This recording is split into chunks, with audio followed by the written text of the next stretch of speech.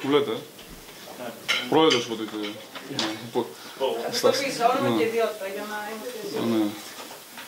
Όταν μου πείτε, οκ. Σας είναι εύκολο λίγο πιο εκεί. Εσείς μόνο. Μόνο εγώ. Ναι, και λίγο εσείς.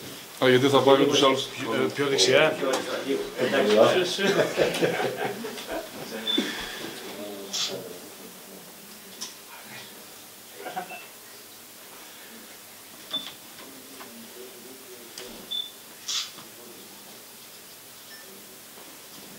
Ξέρεις ότι δεν έχω ξεδιπλωθεί ακόμα σαν άνθρωπος, Πηγαίνει το κεφάλι πολύ πιο πάνω. Τώρα περιορίζουμε αρκετά, για στο λέω υπόψη. Ναι, γιατί...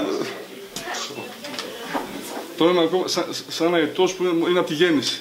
Δεν είναι σταθερά, ξέρεις.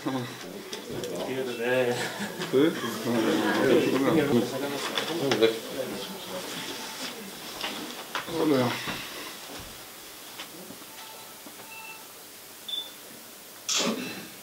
Αντωνίου τα βαρισταγιά. Δίνουμε ιδιότητα να το γράψετε τώρα ή τέτοιο, Όχι, μόλις τα παιδιά κάνουν πλάνα τώρα. Ναι, ωραία.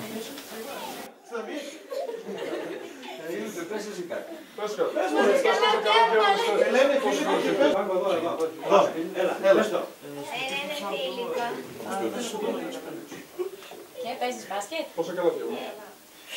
Είχα πάει 18 καράβια. Χτες. Πόσα χρόνια παίζεις? Αλλά το πες και εσύ δύο κουβέντες. Τι να πω,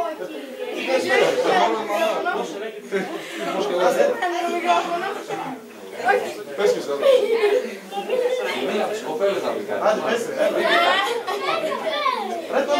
Δεν με πρεσβεύω τα σκύλα και είμαι χαρούμενη που είμαι σε αυτόν τον σύλλογο. Στον Ντούγια.